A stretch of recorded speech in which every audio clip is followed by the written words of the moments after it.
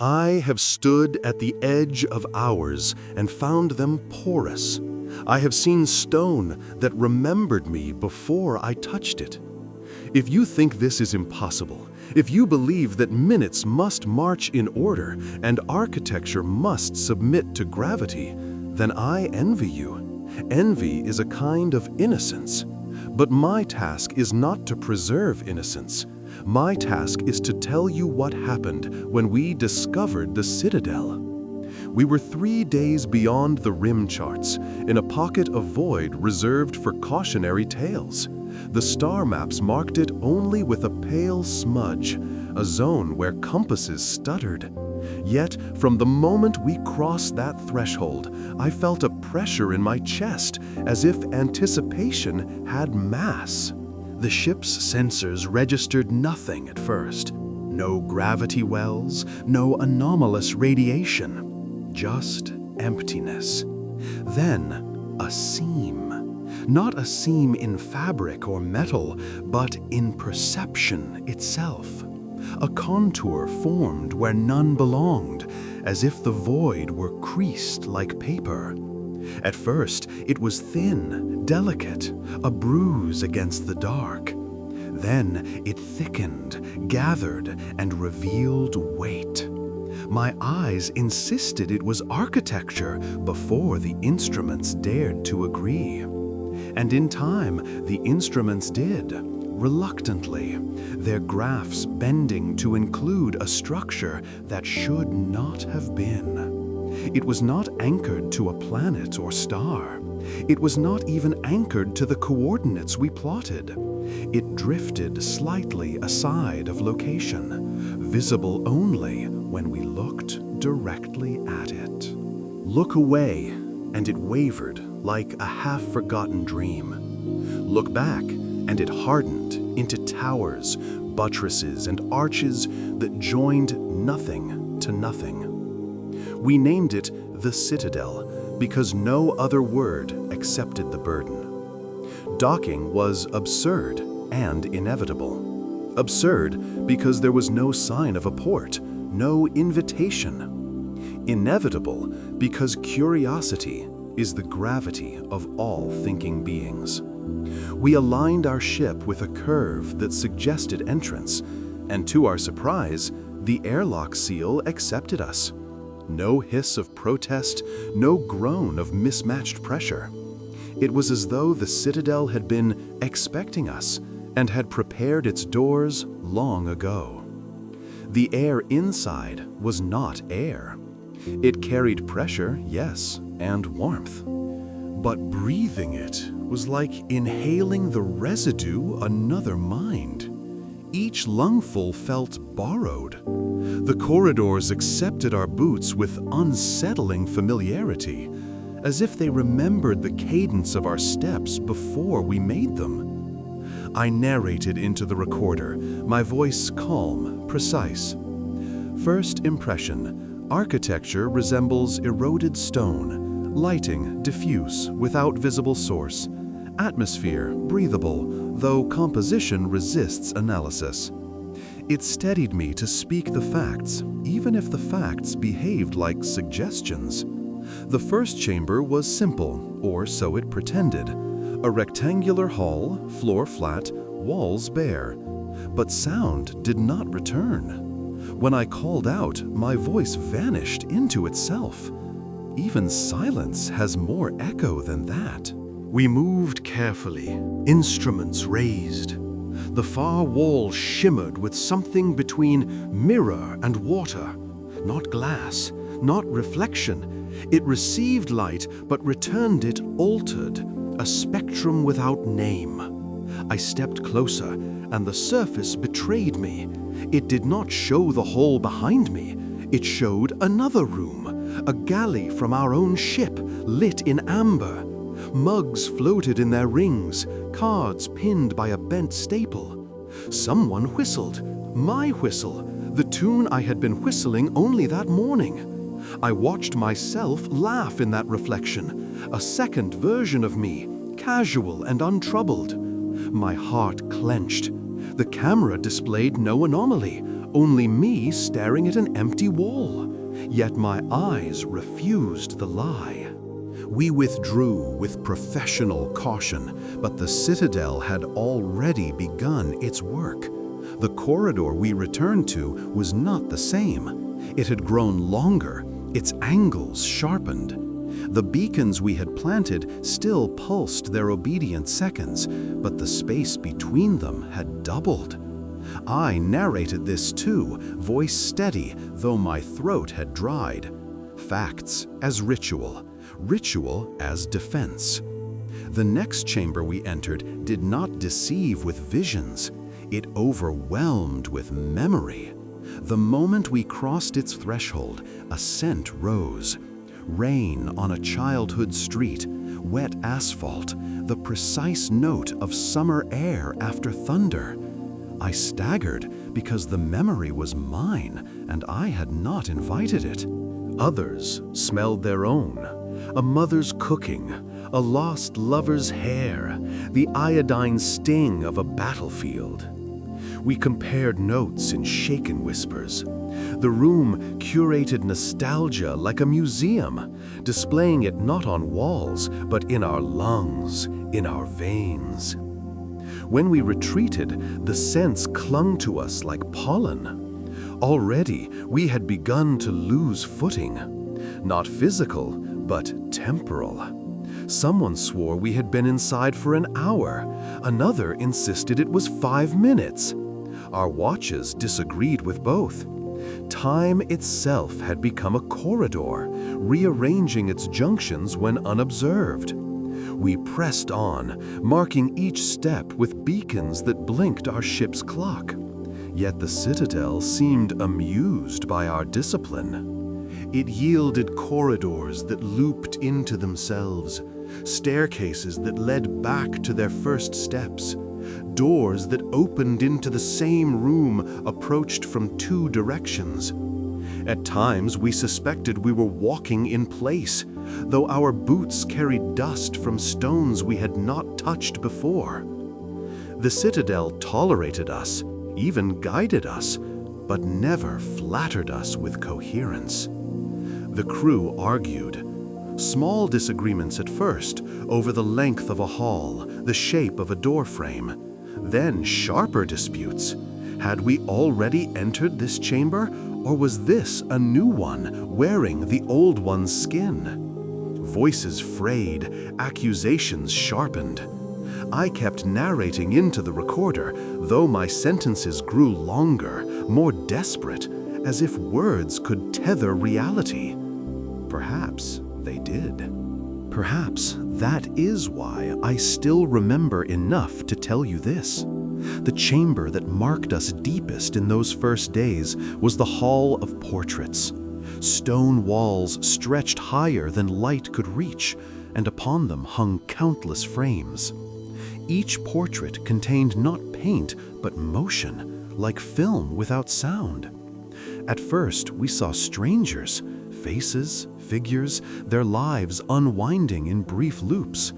Then, slowly, we recognized ourselves. One crew member saw his childhood bedroom perfectly recreated, the boy inside turning pages of a comic. Another saw her father's workshop, the smell of iron and grease rising, though no air carried it. I, too, found myself framed. A younger me in academy uniform, eyes bright, ignorance intact. We watched in silence as our own histories repeated without end. Not quite memory, not quite prophecy. When we turned away, the portraits persisted. When we returned, they had changed, now showing futures or possible variations. My reflection laughed with a lover I had never met. Another of us saw herself elderly, hair white, rocking a grandchild that bore her nose. The Citadel showed us as if it were deciding which version to keep. We fled the hall, shaken. The corridors offered no comfort. Their lengths swelled, their turns multiplied. One of us swore we had lost a companion, a medic, though the rest of us counted even. The doubt lodged in our throats. Had there been another? We replayed the logs, but static obscured the first minutes. We could not prove or disprove his existence, and that was the Citadel's true cruelty, not erasure, but uncertainty. At night, if night still existed, we camped in a vestibule near the docking seal. Our ship remained there, steady, like a photograph pinned to a shifting wall. We took turns sleeping, though sleep came brittle and shallow. Dreams were not ours. One awoke screaming of corridors filled with sand, another of oceans boiling in silence. I dreamt of walking endlessly, every door leading to the first, until I forgot what I had been seeking. The Citadel borrowed our unconscious as casually as it borrowed our minutes. Yet still, we pressed on. Curiosity had us in its gravity. Each morning, or what passed for it, we ventured deeper. Each chamber offered new truths dressed as illusions, new illusions dressed as truths. We catalogued them, even as they catalogued us. A hall where shadows lagged 3 steps behind their owners. A stairwell where every footfall echoed as if from years ago. A room of clocks, each ticking a rhythm stolen from different stars. The Citadel curated us with patience. We had only begun to sense its appetite. It took us a long while to admit the Citadel dreamed. When things refuse language, we pack them in stricter words. Gravimetric anomaly, temporal lens, archival device. Labels that keep our palms from sweating. But the halls ahead of us sighed like sleepers, and their walls shifted in tiny ways, the way a chest rises and falls under a blanket. So I will say it plain now. We entered the part of the Citadel where it dreams. The threshold was a ribbed arch, slip with a sheen like dew. Our lamps found no dust. The air tasted faintly of peaches and old paper, a sweetness with a library afterthought. Before us stretched a corridor paved in squares of black material and brighter squares that looked like polished bone. At first, I thought it was a pattern, decorative, meaningless. Then I stepped, and the white square softened under my boot like a pillow, while the black square resisted as stone would, and I understood that the floor had opinions about the feet that crossed it. Our beacons blinked our seconds back at us with comforting obedience. The Citadel permitted them here, perhaps as a kindness, perhaps as a leash.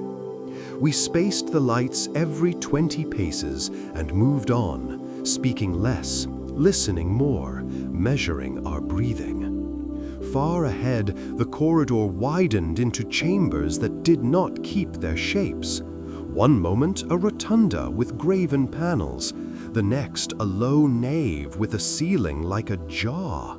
I do not exaggerate.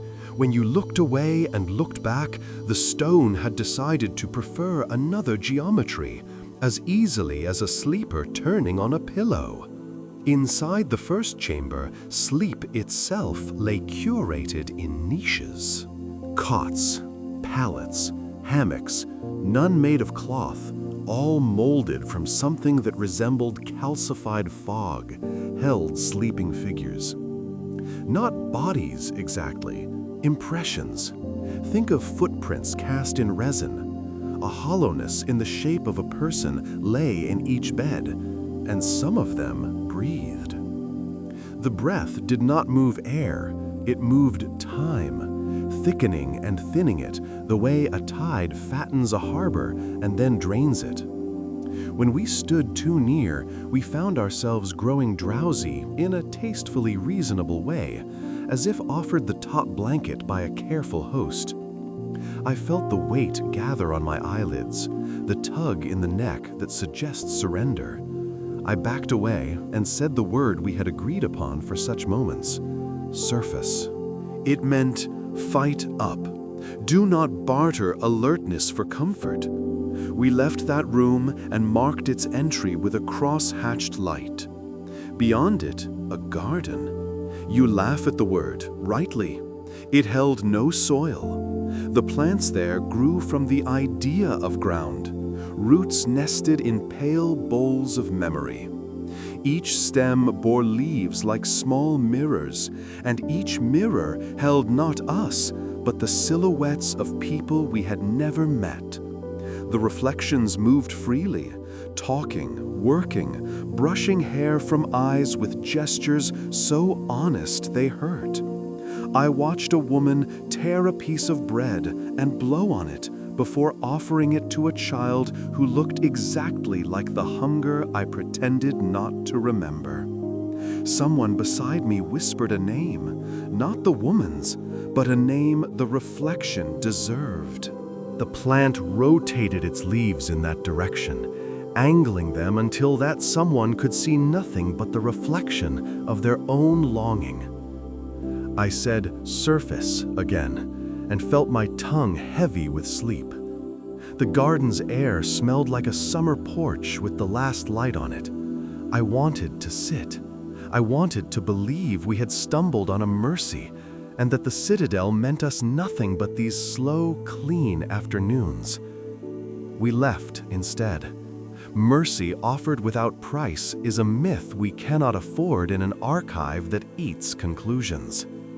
Our maps grew more decorative than accurate. At the juncture of 3 corridors, a bell hung without clapper. We walked beneath it and heard it ring anyway, a deep, throat-clearing sound that arrived not in air, but in bone. The vibration woke memories I had set carefully on high shelves. The call for volunteers I answered after the storm season had ended.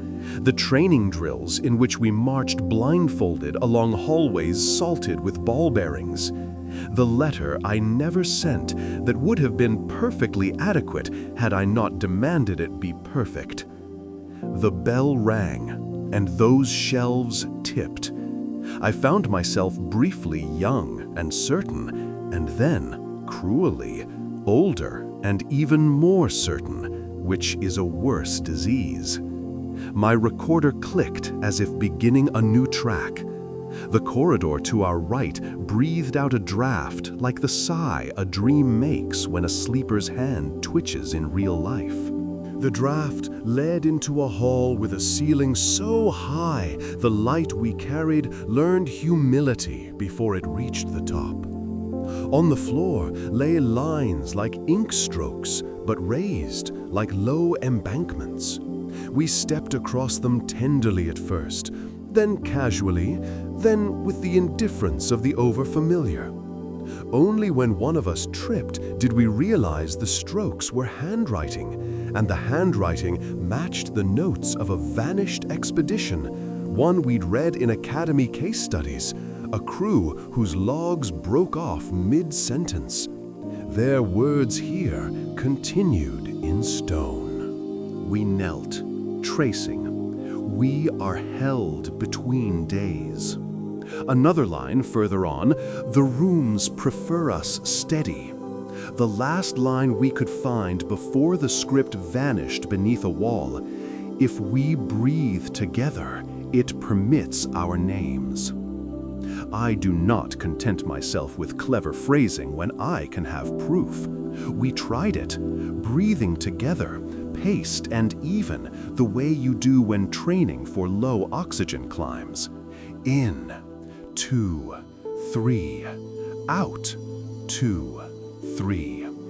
You cannot count for long before numbers loosen, but for a dozen cycles we matched each other. The hall responded. Along the walls, seams opened like disciplined mouths and spoke not sound, but written vapor, letters forming and then evaporating. Our names, mine, the others.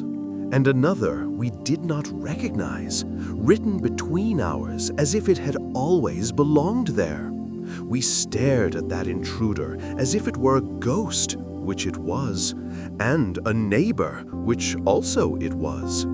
The hall closed its seams as neatly as stadium gates at midnight, and the breath we had stacked together scattered back into ordinary air. That name followed us. We found it carved on the lip of a cistern, painted in reverse on the inner curve of a dome, stitched into the border of a rug that was not a rug, but a patience. It seeped into our speech. We said it without meaning to. Pass me the light. You're drifting. We could not admit the name easily. That would make it real. Yet, when I scrubbed at the recorder, there it was. The syllables repeated in the empty spaces, tidy as tags on packed lunches. I think now the Citadel was fitting us to a story that wanted a cast of a certain size. It padded us out with a member whose absence we would eventually learn to mourn with sincerity. We argued, then we did not. The dream halls don't reward disagreement. They siphon it into nearly perfect alternatives. When two of us clashed over a map, the hall delivered us a consultation room with chairs that reclined just enough to discourage brinksmanship, and a table that warmed our forearms where they rested so our hands unclenched. The light there never sharpened the corners of your eyes. After 3 minutes of speaking in measured tones, you realized your position had softened in exactly the way your opponents had hardened, and that the new arrangement represented a well-engineered compromise. We learned to refuse those rooms with the same stubbornness we once spent on refusing sleep. We would not let the Citadel curate our disagreements the way it curated our hours. It got subtler. In a side nave, we met a janitor. He wore gray, as all institutions dress the necessary invisible. He swept a floor that had no dust. He nodded at us without surprise, eyes sober, expression practical. "Don't track the dreams across thresholds," he said, and his voice was no one's and everyone's, that calm interest strangers adopt at bus stops. He told us to wipe our feet on the mat. There was no mat. We wiped them anyway, in the air, just above the stone. Brief, embarrassed pantomimes. "Good," he said, and walked away. Except there was no away in the direction he chose. A wall met him, accepted him the way a book accepts a bookmark, and closed. We stood very still for a long time, like people who have just witnessed a god check the boiler pressure. Artifacts began to appear the way lost things find you when you start packing to move. A mug from a line of ships discontinued before I was born. A strand of hair trapped in a hinge, graying in a pattern I would later recognize as mine. A data pad displaying a page of a report I had once drafted, except the sentence I had deleted in shame remained in bold, perfectly spelled. In a gallery whose lighting made you feel dressed appropriately no matter what you wore, we found a box of hand tools, labeled in a hand I would have sworn was our medic's, our unperson, if I am to be honest about the taxonomy. The labels began politely, calipers, snips, and slid into the human, for stubborn bolts, for when you are done pretending. We left that box, and for the rest of the day, every latch we touched opened as if it had been practicing for us. Beneath a vaulted ceiling, webbed with ribs like the underside of a sleeping whale, we encountered what I will call a tide clock. It had no face, no numbers. Instead, in the hollow of a stone bowl, a lucent liquid rose and fell, swirled and stilled. The flow matched no planetary tide charts, no lunar pull. It matched us. When we huddled close, anxious, the liquid skin shivered with citadel breath. When one of us stepped back, obstinate, its surface grew smooth, mirror flat, and in that sheet we saw not ourselves, but the room we had most hoped not to enter again. The tide clock did not measure time, it measured consent. Only when we agreed to proceed did it pour slowly into a channel cut toward a far door, lighting the stone as it flowed, as if our decision had been made incandescent. The dream halls have gardens, bells, beds, janitors, tide clocks, but their chief instrument is rehearsal. You may think the Citadel offers visions to tempt you, or warnings to correct you, or records to educate you. I think now those are tools at best. What it truly loves is to rehearse you toward particular endings. We found a small amphitheater perched in the turn of a spiral corridor, more balcony than room. Seating curved around nothing. In the empty air at the center, scenes played when we sat, short vignettes in which we made a choice and then watched the choice hold or fray or rot. If we stood mid-scene, the action froze and looked bored. If we asked for other options, the air offered 2 or 3 variants, each plausible, each eating at the integrity of the others. We learned not to sit. We learned to walk past with eyes on our boots, repeating our little word surface like a rope we could hold in our teeth when our hands were busy. On a landing where the stone turned back on itself and presented the same view twice as if to spare us regret, I found a door narrow as an apology. It admitted me only when I exhaled and turned sideways, the way you do to pass where furniture has been badly placed. Inside, a chapel-sized room lined with shelves. On each shelf, hourglasses, though the sand in them was ash pale, and the necks that should have permitted flow were sealed with threads of light. At the far wall stood a desk with a lamp that did not glow so much as bless. A book lay open, pen across its spine. The pen did not write when I lifted it. It weighed my hand instead, consulted with it, and set it down again. The book's page showed a list of names in meticulous columns, dates beside them, and beside the dates, little annotations, verbs, kept, released, amended. The verbs had their own narrow columns, and in those, still narrower, a final mark, dot or dash. I will not pretend I understood. I will not lie and say I didn't touch my own name when I saw it. The column to the right of mine held no dot, no dash.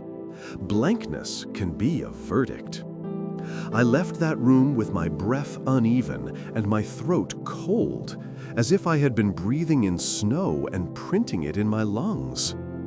Later, in a yawning hall where ceiling arches met like hands holding back an ocean we could only sense by the salt on the light, we met shadows that did not belong to us. This is the territory of the observatory, and though the dream halls still contained us, they had begun to offer introductions. Our lamps drew thin silhouettes along the floor, so far normal. But twice, 3 times, our own shadows multiplied around us, sharp-edged in places where no lamp fell. A chair cast a shadow 3 times its height, pointing toward a door we had not seen. A railing's shadow returned the shape a half beat after the railing had been passed, lagging like echo. In a shallow alcove, a shadow moved with our cadence but faced us, as if a mirror had been laid flat on the floor, reflecting back from beneath. I spoke to that flat self. I said what anyone says to a reflection they suspect of secrecy. "Show me what you would do differently." It did not answer with words.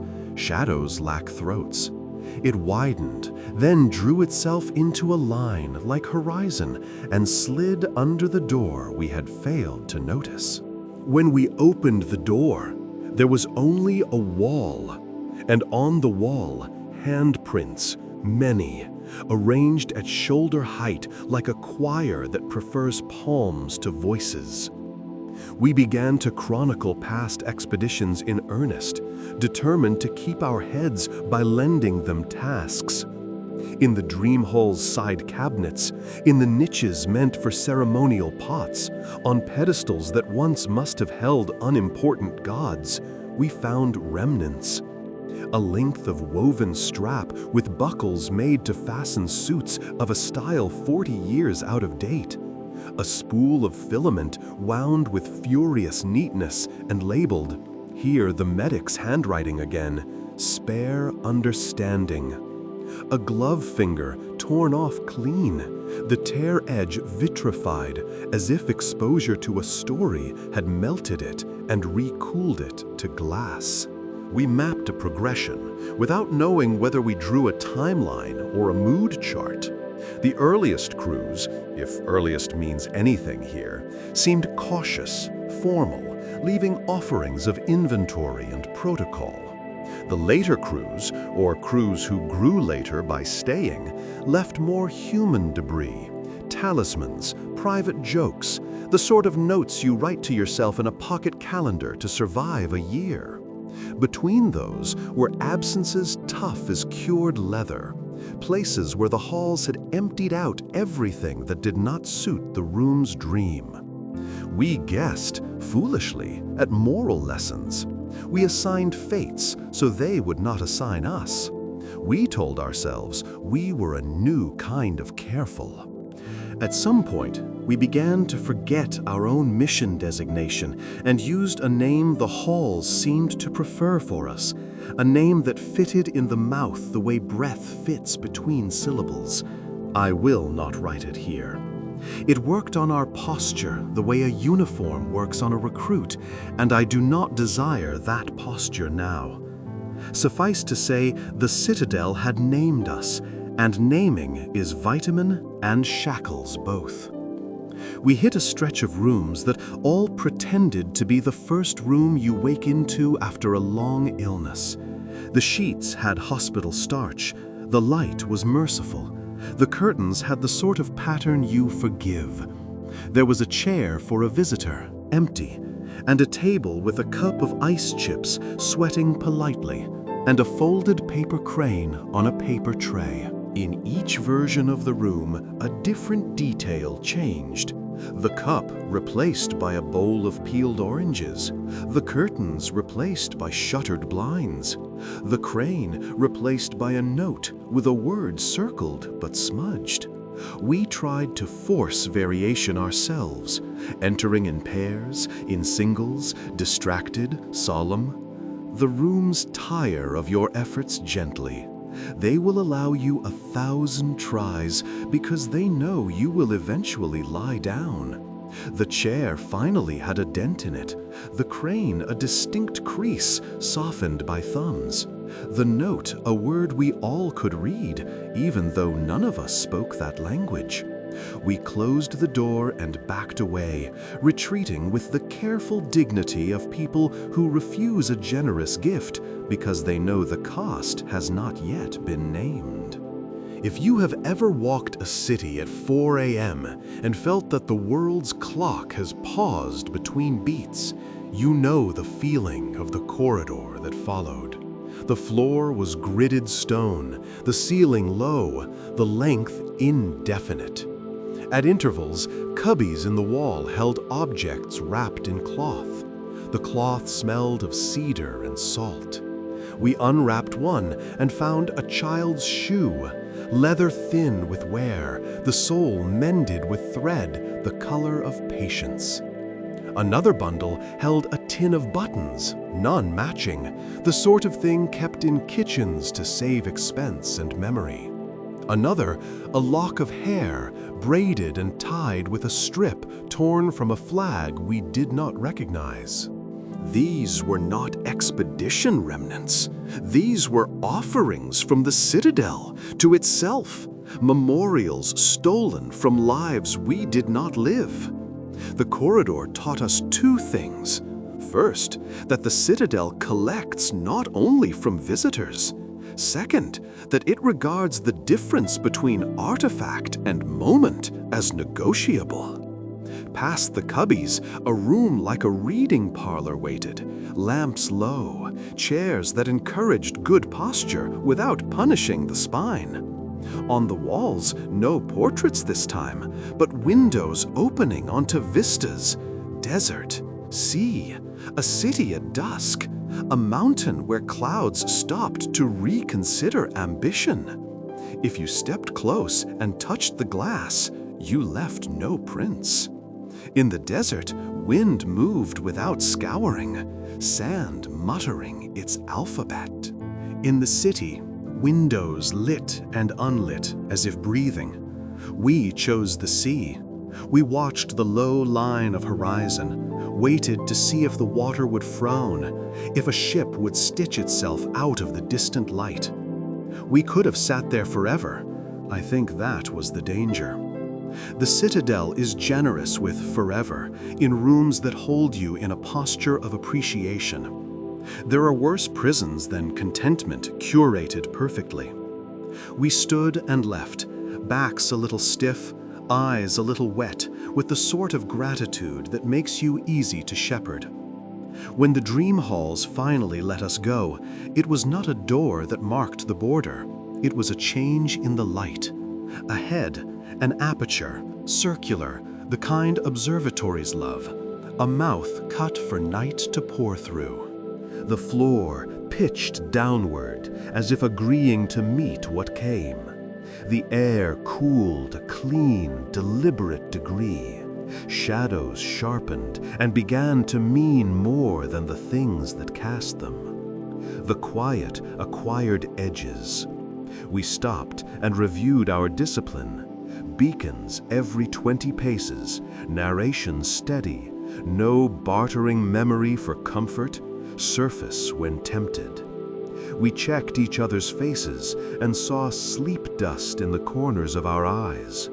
We brushed it away as soldiers brush lint from shoulders before inspections.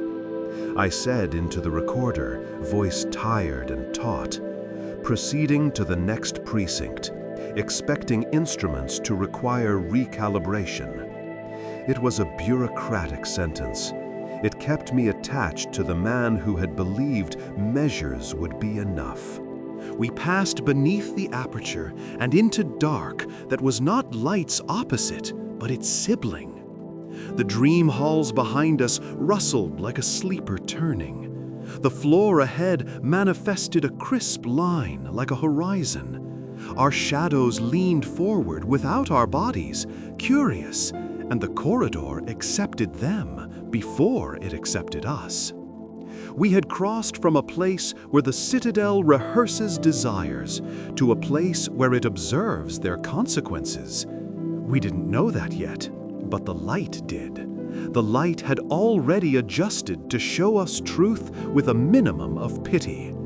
And from somewhere not accounted for by architect or chart, the bell rang again, not in bone this time, but in the thin skin at the back of the eye, the place where sight becomes story. The ring meant attendance. The ring meant class was in session. The ring meant we had progressed from dreaming to watching, and that there is nothing more dangerous in an archive than a patient audience. We took another breath together. In, 2, 3. Out, 2, 3. And stepped into the observatory's first shadow. The dream halls had rehearsed us for possibilities. The observatory stripped us down to observation. Where before, the Citadel lulled us with sleep logic and softened us with comfort, here it turned its face to us without makeup. If the dream halls are the Citadel's lungs, the observatory is its eyes.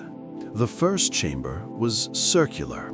Floor sloped like an amphitheater, all attention drawn toward a central pillar that did not quite touch the ceiling.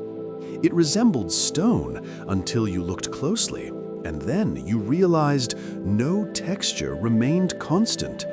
The surface shifted in microscopic ripples, impressions of all materials it had ever remembered: marble, basalt, skin, glass, water, sand, velvet.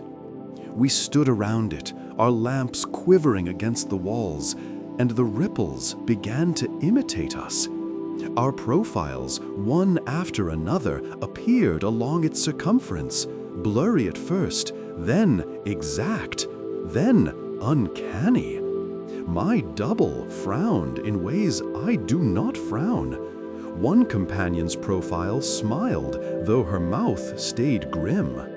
We retreated, but the pillar had already stored us. The ripple froze with our faces still embedded, like fossils in a core sample. Beyond that, the observatory stretched in galleries whose windows did not look outside, but into other voids. Tall panes arched overhead, showing skyless expanses filled with forms darker than dark. At first, we assumed asteroids.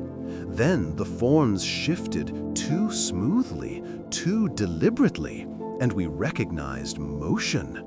Arcs of wings, tremors of limbs longer than streets, bodies contoured in negatives. The panes did not show stars around them, they showed nothing but the creatures and the fields of black they grazed in. One swam directly against the glass, headless, ribbed like a colossus born in silence. The pane bulged inward as if acknowledging mass, then returned to perfect curve. Behind us, our shadows lengthened like believers stretching toward altars. We told each other these were metaphors. We said the observatory must project fears, just as the dream halls had projected desires. We said anything but what our bones insisted, that the Citadel was connected, window to other architectures, other citadels strung across voids where we would never breathe. The creatures were either neighbors or guards. Neither option soothed. A stair spiraled upward and downward, but its center did not open on air, it opened on void. Stars swallowed to absence. We peered across the gap and saw other stairs coiling in opposite direction, as if mirrored, but the mirror surface was missing. Across the gulf, explorers walked. 3 figures, lamp dots wavering. We called. Our voices went nowhere. They did not respond. Their shadows, however, turned. I swear to you, their shadows rotated to face us, even while their bodies continued climbing. We recoiled. The gap between stairs sealed in a blink, and when it vanished, the other explorers had gone. Our beacons blinked loyal seconds. Time insisted on normalcy. But the shadows that fell beneath our boots lagged half a breath, as if consulting someone else before obeying us. The observatory played crueler games with light. In a narrow gallery, we passed through a prism door. Our lamps fractured across the walls, spreading into full spectrum. Red led to one hallway, violet to another. When we stood still, all paths overlapped. When we chose, color reasserted itself, and each of us found we had wandered into a different version of the gallery. Our comms buzzed with crosstalk, 5 voices layered, reporting contradictory architecture.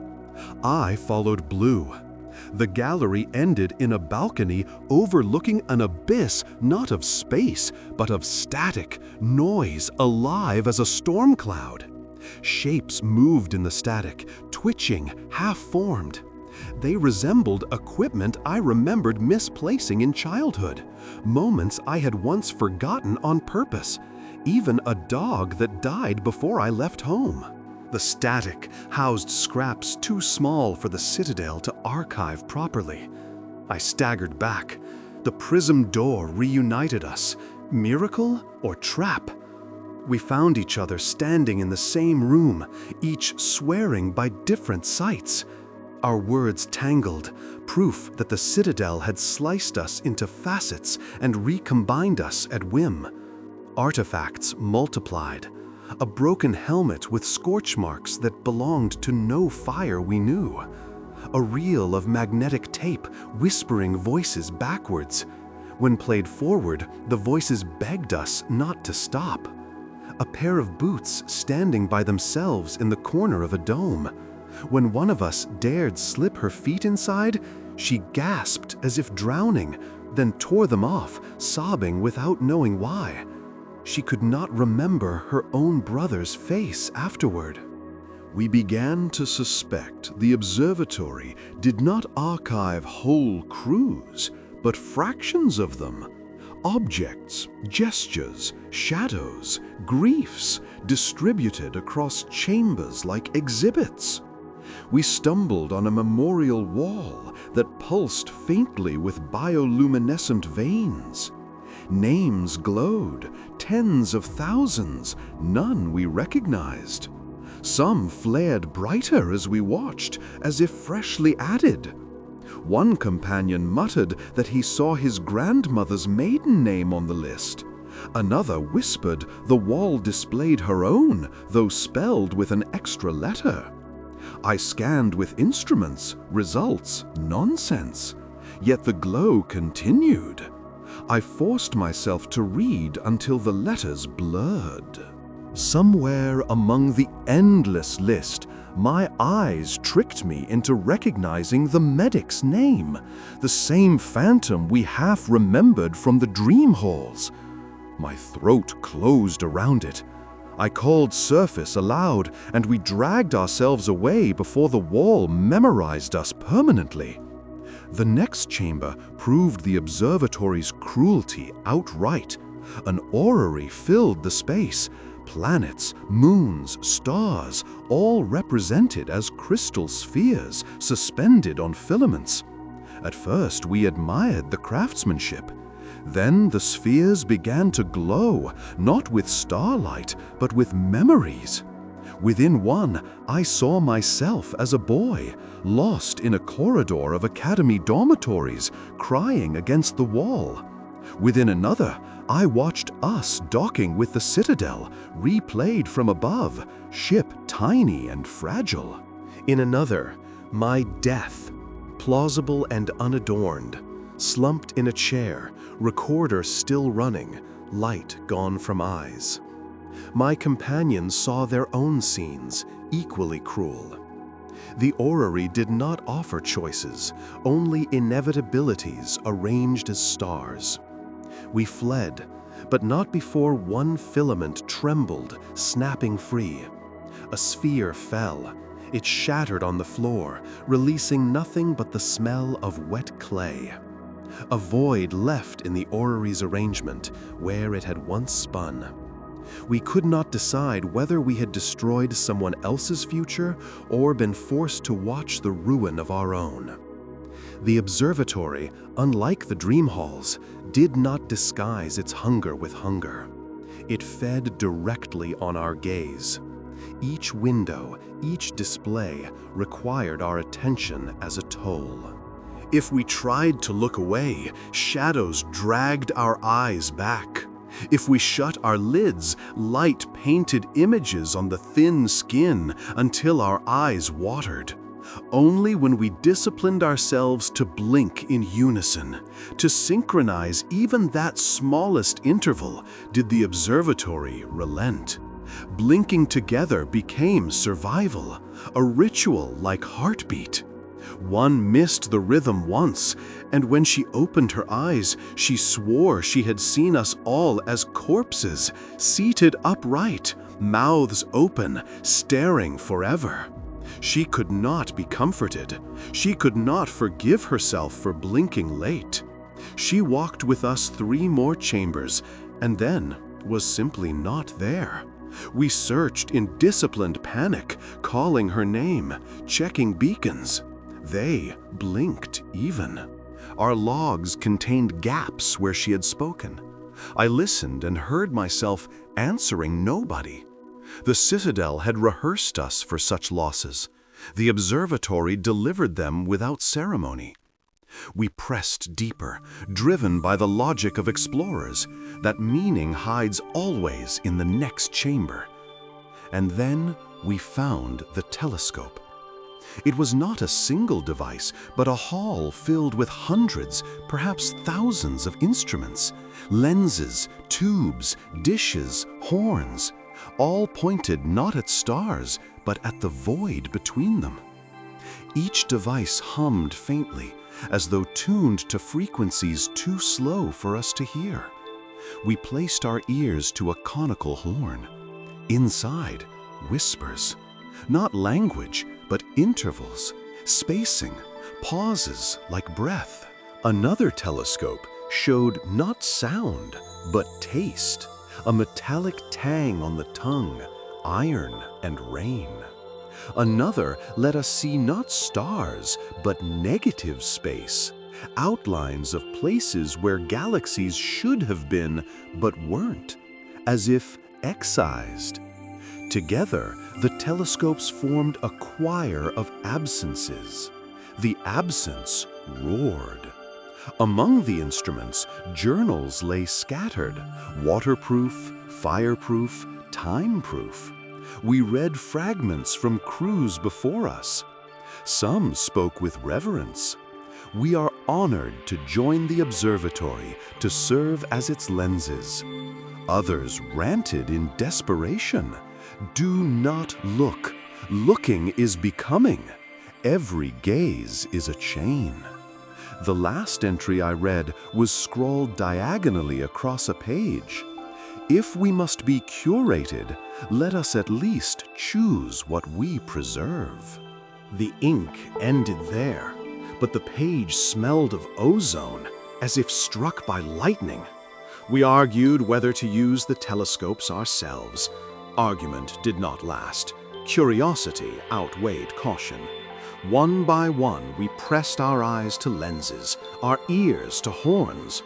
We saw creatures in reverse, forms made of holes, eyes that swallowed rather than gleamed. We heard not voices, but collective watching, millions of attentions bent toward us. We tasted the metallic tang of their patience. The observatory did not show us stars because stars are easy. It showed us what stares back. By then, our sense of crew had thinned to threads. We walked in staggered silence, eyes swollen with unseen light. Our shadows writhed like nets cast over different seas. Instruments failed utterly. Logs played backward. Comms only broadcast static. I narrated anyway. I told the recorder what I saw, what I feared, what I could not prove. I said the Citadel was not alone. I said it belonged to a network, an order, a parliament of architectures that spanned not galaxies, but intervals between galaxies, each one curating differently. Some dreams, some shadows, some silences, some echoes. Ours was one citadel among many. We were ants who had stumbled into the library of gods.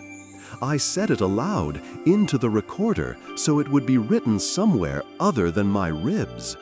And then we reached the Chamber of Eclipses. Imagine a dome with no walls, only black arcs circling overhead.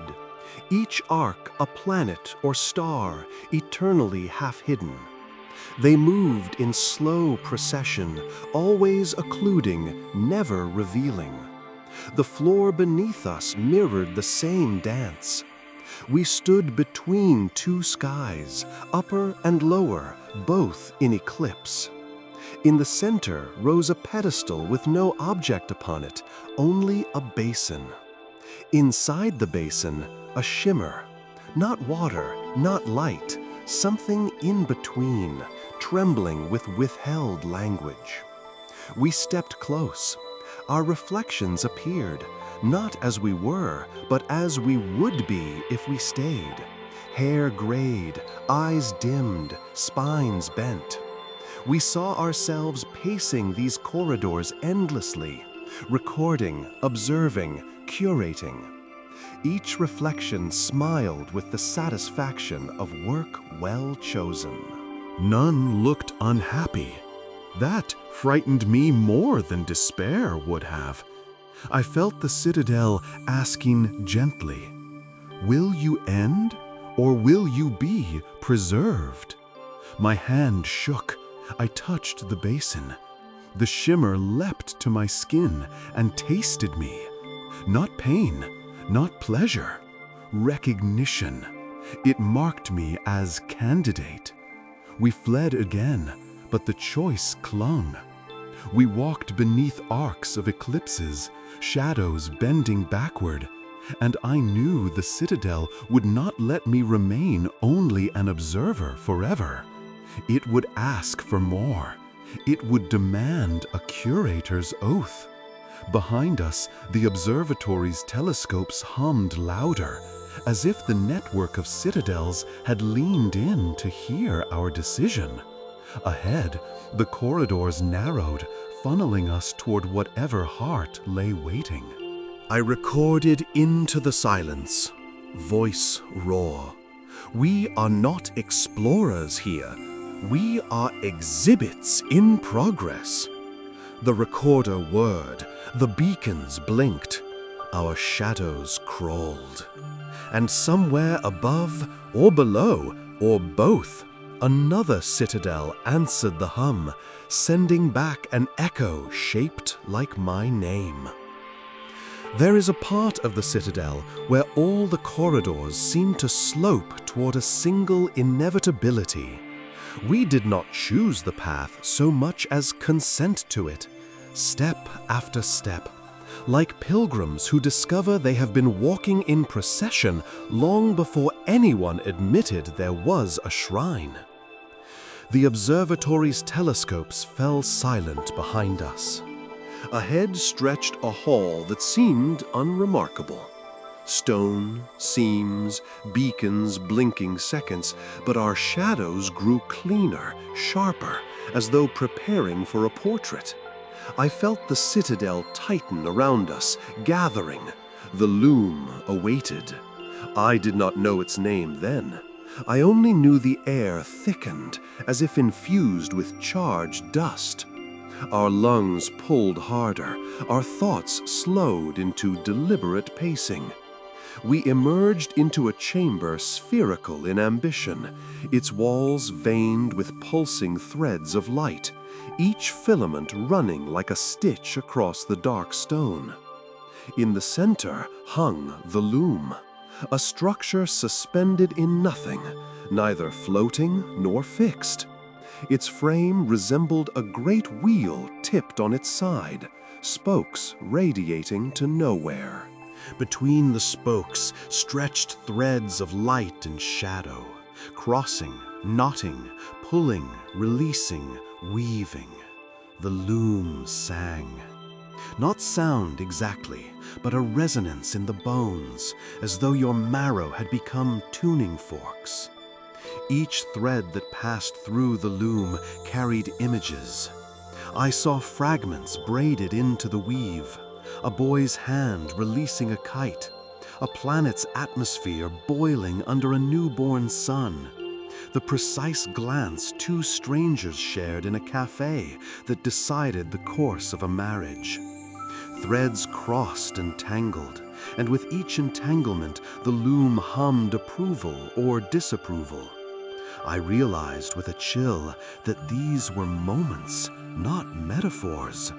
The loom was weaving time itself into patterns it considered worthy. We stepped closer, pulled by awe as much as compulsion. My recorder ticked on, though its little green light seemed embarrassed, as if aware of its own inadequacy. "Central chamber," I whispered. "Function unknown. Appears to regulate or curate events. No, that's insufficient. Appears to judge." My words dissolved into awe. The loom did not correct me, but its hum deepened as if acknowledging the attempt. Then it turned its attention upon us. A thread lifted itself from the weave and hovered before my face, trembling like a fishing line. Within it, I saw myself laughing on a street in my youth, sun breaking through cloud at just the right angle. The thread asked silently, "Keep or end?" My throat locked. The loom waited. I raised my hand to touch it. The moment quivered, then frayed, dissolving into sparks. Gone. The loom hummed gently, not cruelly, as though approving my willingness to release. Another thread unspooled, this time my mother's voice on the day I left home, telling me not to forget to write. Tears blurred the light. Keep or end? I could not end this one. I clutched the thread, and it sank back into the weave, glowing brighter. The loom sang approval again, a different note, higher, purer. A chord formed in my bones, endings and preservations, balanced. We were not judged on choices. We were judged on willingness to choose. From that moment, time thickened. We no longer measured in hours, but in trials. Each day, or what passed for a day, the loom offered us threads. Sometimes they belonged to us, sometimes to strangers, civilizations, stars. I once held the collapse of a distant bridge, children screaming on its span. I ended it, sparing them the terror, though I knew it meant erasing their final bravery.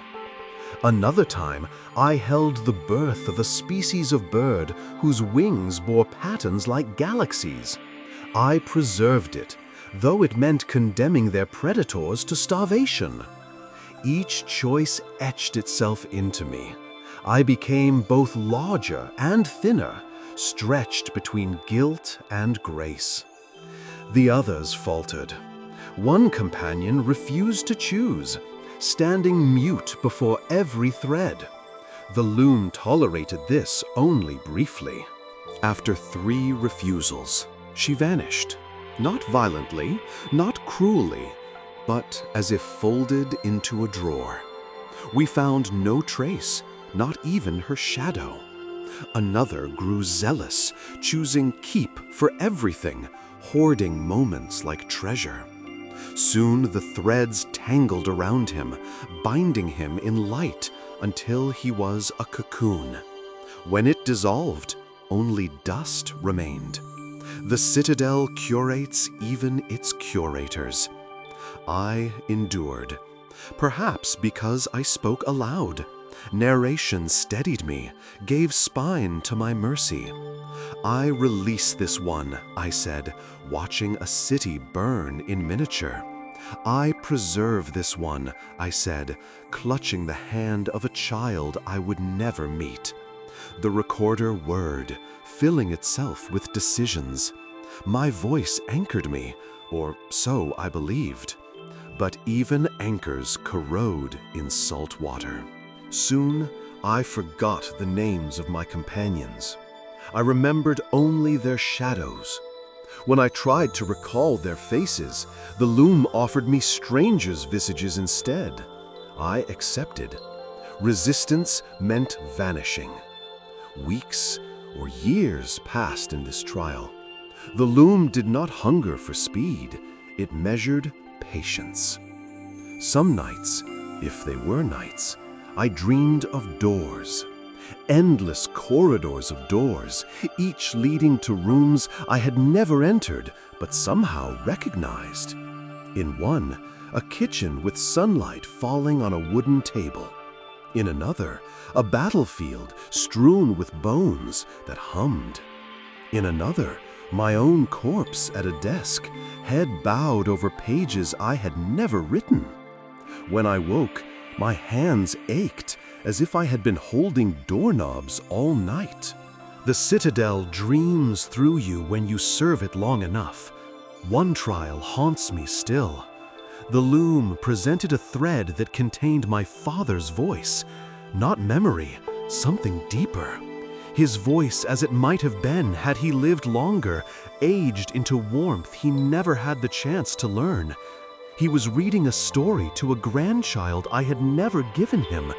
The sound cracked my ribs. Keep or end? My hand shook.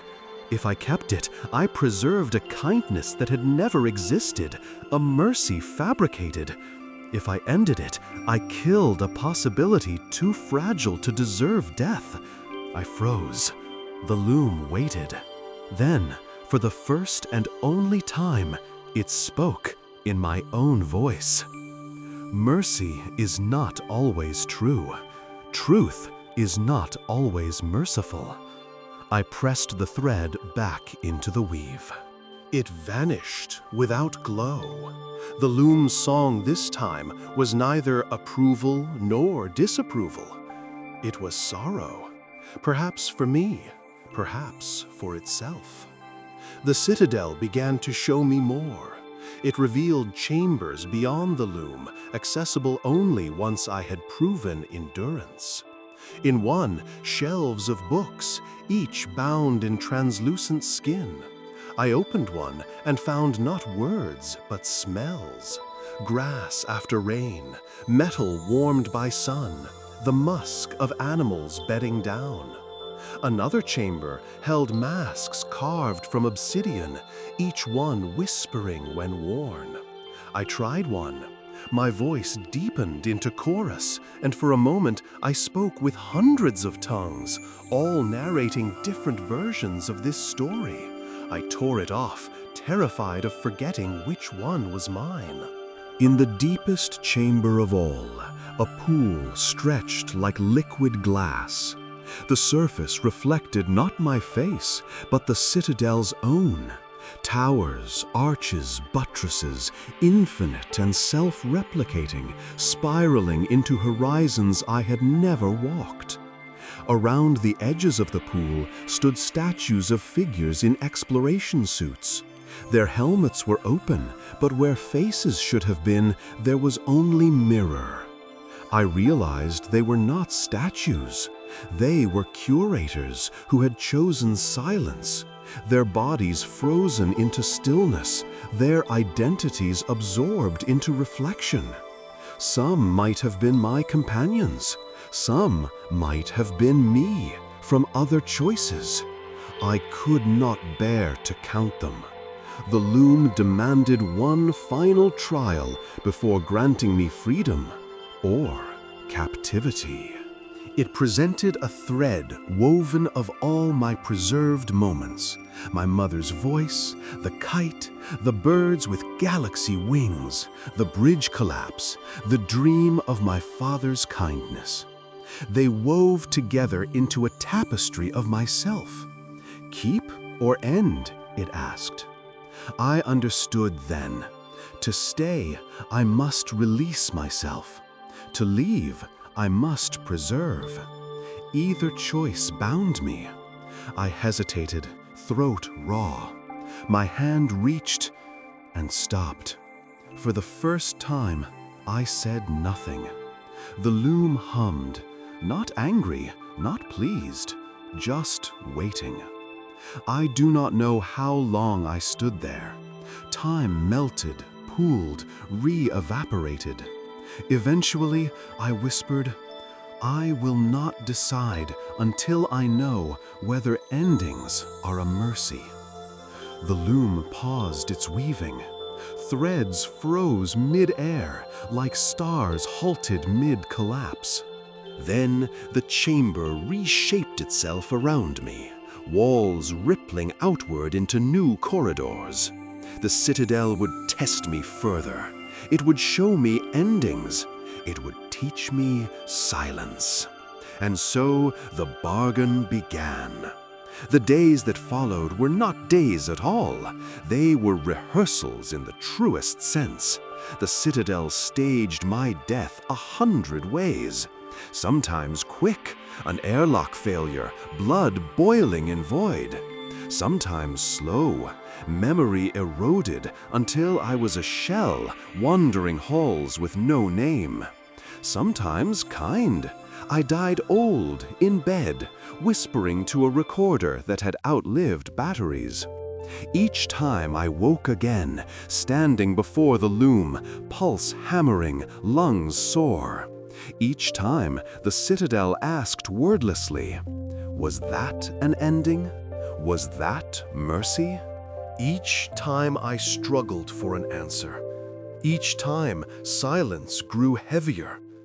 Weeks became something beyond weeks. My sense of I thinned. The Citadel fed me not food, but attention. Every gaze, every trial nourished me in ways I cannot explain. I should have died. Instead, I learned to live on choice alone. To be asked, keep or end, is nourishment. To answer is metabolism. When at last the Citadel judged me ready, the loom changed its song. It spun a thread not of my life, not of moments, but of the Citadel itself. It dangled before me a glowing cord that contained arches, buttresses, telescopes, gardens, portraits, the dream holes, the observatory. The Citadel asked me to choose, keep or end. I gasped. How can one archive decide to preserve or erase itself? How can a witness judge the witness stand? I reached, and the loom withdrew the thread before I could touch it. It had not been serious. It had been rehearsing me for something else. Perhaps for the arrival of others. Perhaps for you.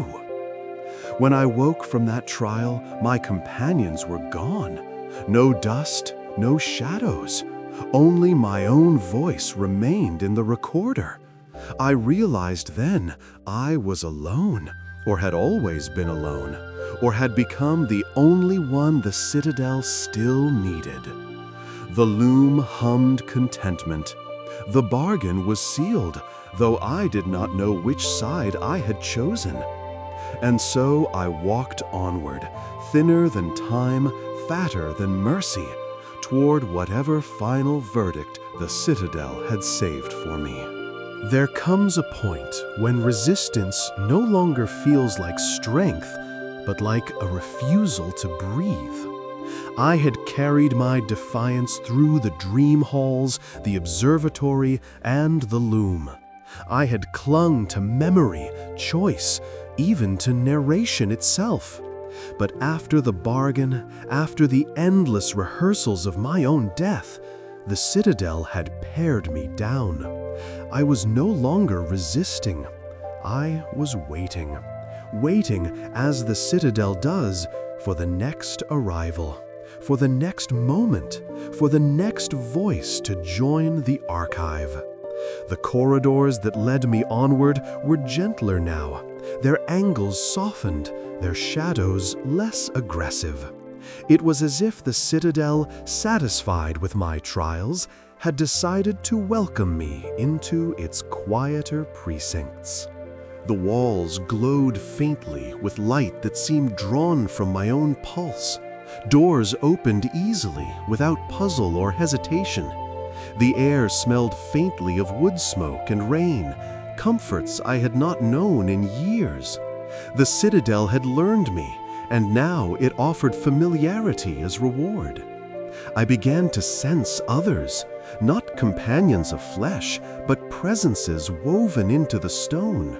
Sometimes, when I turned a corner, I heard footsteps just ahead, measured, steady, like colleagues walking toward their duty. I hurried to catch up, but there was no one. Other times, shadows brushed across mine, moving at their own cadence, as though long since independent of bodies. In alcoves, I glimpsed figures sitting quietly, heads bowed, books open in their laps. When I stepped closer, the books dissolved, and so did they. The Citadel is full of readers who are also words. The recorder had become unnecessary. Still, I kept speaking. My voice steadied me, but more than that, it seemed to please the walls. When I fell silent too long, doors hesitated. When I narrated, they slid open smoothly. I began to realize the Citadel did not want my obedience. It wanted my story. The telling was the tithe, so I gave it freely. The last true trial came in the chamber of mirrors. Not glass mirrors, but planes of liquid shadow stretched upright like sheets of oil. Each reflected not my body, but versions of my life that had diverged. In one, I had never left home, never joined expeditions, grown old in a small house with books piled high. In another, I had died young in a storm at sea, my name etched on a plaque already forgotten. In another, I had chosen family over curiosity, and laughter filled my ears even as adventure emptied. Each mirror whispered, "Keep or end." I touched none. The Citadel waited. Then, slowly, the mirrors folded inward, layering themselves into a single surface. And in that last surface, I saw myself as I was now, thin, worn, luminous at the edges, already half shadow. My reflection smiled. It nodded. Then it stepped away, leaving me without a reflection at all. I understood then. I had already accepted. The Citadel did not require a final decision. It required recognition, and I gave it. What followed was not death, though I will not call it life either. I walked into a chamber vast as any sky. The Loom hummed faintly behind me. The observatory whispered in my bones. The dream halls sighed in my lungs. All the Citadel gathered into this final place.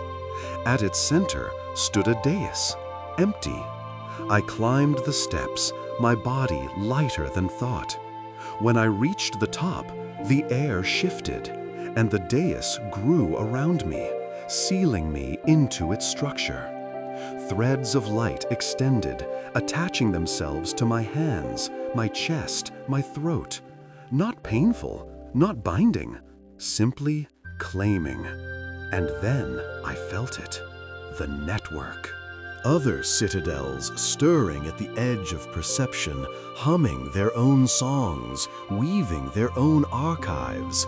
Some dream, some watch, some listen, some devour. We are all curators of something. I had been chosen for mercy and endings. I was a thread in their weave now, as they were in mine. The hum of the network coursed through me, filling me with knowledge I could never have carried alone. I was not dissolved, I was distributed. My voice carried across light years as a whisper, a vibration, a shadow flickering in halls no human has yet entered. Time changed. Hours no longer mattered. Days no longer tallied. Instead, I measured arrivals. Sometimes a crew docked, wide-eyed, careful, whispering as we once whispered. I greeted them, not with words, but with silence shaped to ease their fear. I guided them subtly, arranging which chambers they found first, which dreams touched them, which shadows lagged at their heels. I curated their entry, the way the Citadel had curated mine. They never saw me, though sometimes they swore they felt watched by something kind. Sometimes crews vanished before they reached me. Sometimes they endured, as we did. Each left traces. Each was catalogued. The Citadel grows, not by conquest, but by witness.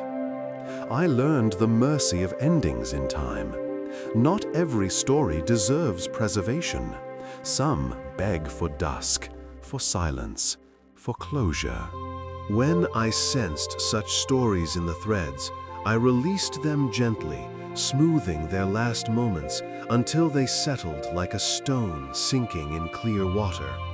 Other stories I preserved, moments of laughter, courage, tenderness, curated against entropy. This was my work. This was my nourishment. I had become what I had feared, a curator of time. I do not mourn this fate. The Citadel is not cruel. It is hungry, yes, but hunger is only cruelty when blind. The Citadel hungers with care. It curates not to erase, but to balance. I am part of that balance now.